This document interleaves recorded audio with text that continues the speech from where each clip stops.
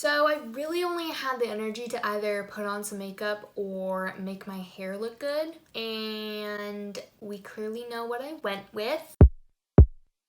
Yeah.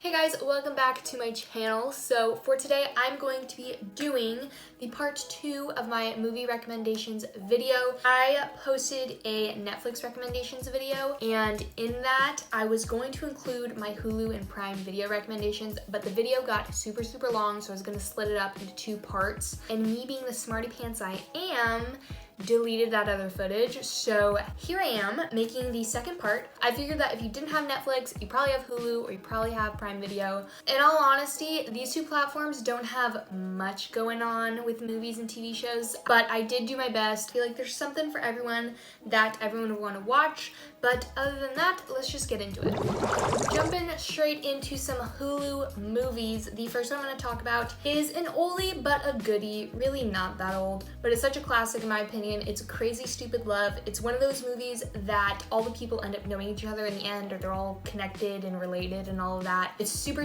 good. It mainly focuses on Steve Carell and Ryan Gosling. So basically Steve Carell is going through this divorce with his wife, and his wife has basically been like the only girl he's ever dated. And Ryan Gosling is this like super macho, I don't know if macho is the word, but like this good looking guy that's smooth talking, gets all these girls, and basically he takes Steve Carell under his wing and kind of gives him like a makeover and basically teaches him how to like go on dates and talk to girls. There's like a couple other plot lines like within the movie that you follow, but for the most part that's what it's about, and it's super good. The next one is called Friends with Kids. This one I recently watched probably like 2 weeks ago. It's about this group of friends, but basically 2 of the friends decide to have a kid together but like stay friends. They just like wanted to have a baby. Basically the movie focuses on them 2 and how they're dealing with raising a baby together but still being friends and dating different people, and like people reacting to the situation and all of that. It's got a lot of those actors that you recognize their face but don't know their name. There's a couple of those in my Netflix recommendations video, but yeah, this is kind of one of those movies. The next one is also an oldie, but I feel like because it's kind of old, not a lot of people will have watched it. I don't really know. It's called Abduction. It's with Taylor Lautner.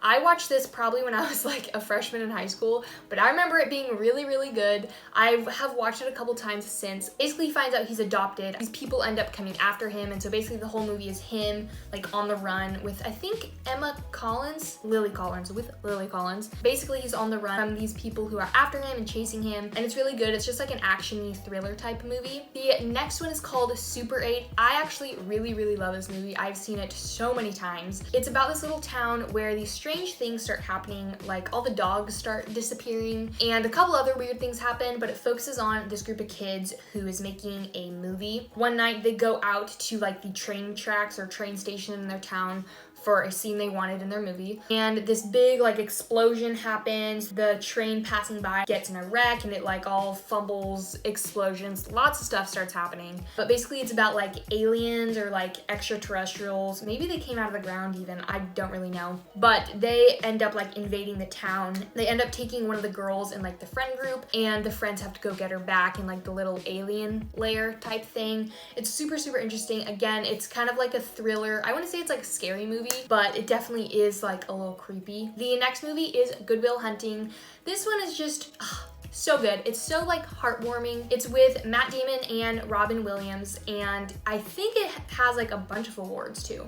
Anyways, basically Robin Williams is this therapist, psychiatrist type person, and Matt Damon is this like super smart kid, but doesn't really have much going for him. From the wrong side of the tracks kind of vibe. He's working part-time as like a janitor at this college, and he ends up solving this like really hard math problem or puzzle. And so the professor sets him up with Robin Williams, who is basically going to be like his mentor and kind of gets his head on straight and leads him down a better direction so he can be more successful in life. And they end up becoming really good friends. And yeah, it's really good. Again, super heartwarming, and it's got Robin Williams in it. How can you not like it? The next one is Daddy's Home. I'll be honest, I was kind of skeptical to watch this in the beginning just because I'm not a huge fan of Will Ferrell. I know maybe that's an unpopular opinion, but I kind of just think he's kind of obnoxious in movies. Aside from Elf, which is like a fantastic Christmas movie. Will Ferrell is just not, I don't really gravitate towards his movies, but this movie is super, super funny. It's about Will Ferrell and his wife who are divorced but have kids together, and it's all about Mark Wahlberg, who is his ex-wife's new boyfriend, and about them like raising the kids together and how they intermingle and all of this good stuff.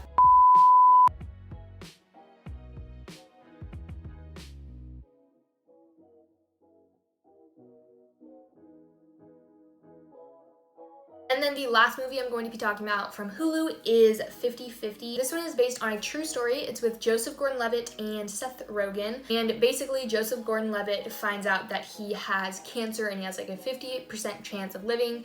And it's basically about him battling cancer. He starts going to a therapist who I believe is played by Anna Kendrick. They start falling in love and all that jazz. And it's basically how he's just handling his treatment. And I believe this one also got a bunch of awards, I think. Could be wrong. Could be right. Moving on to Hulu TV shows. The sole reason I have my Hulu account is for Grey's Anatomy. I do not have like regular TV, like cable or DirecTV, anything like that. But really the only show I want to keep up on is Grey's Anatomy, and so that is why I have my Hulu account. I believe I talked about Grey's Anatomy in my Netflix recommendations, at least I hope I did. But basically that's how I watch it currently. This has to be like the longest running like live action show. I think they just finished season 16.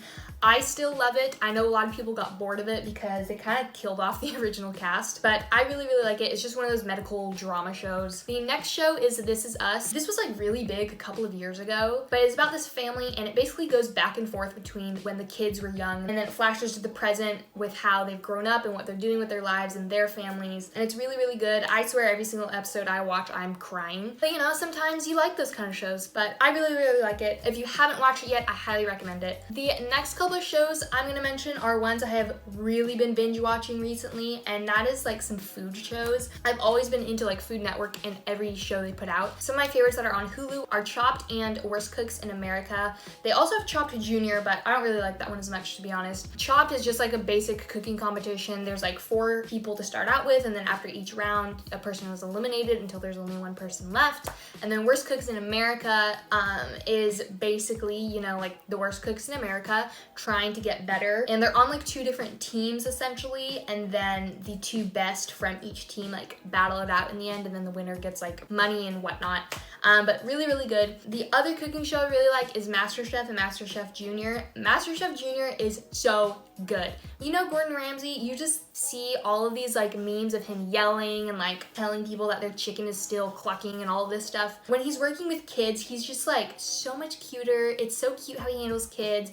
And the dishes these 8-year-olds make is insane. It's really good. The next show is Survivor. I love this show. It's been around forever. It's basically about people surviving in the jungle, and I'm pretty sure they get like $1 million or something if they win. I never really think I would have done that, but then I found out like how much the prize was, so maybe I would do it. And then the last two I'm gonna mention are just like really classic like cartoon shows, and that's Family Guy and Bob's Burgers. Love those shows so much. Bob's Burgers is probably like a little more family friendly than Family Guy, which is ironic, I guess, but they're both super, super funny.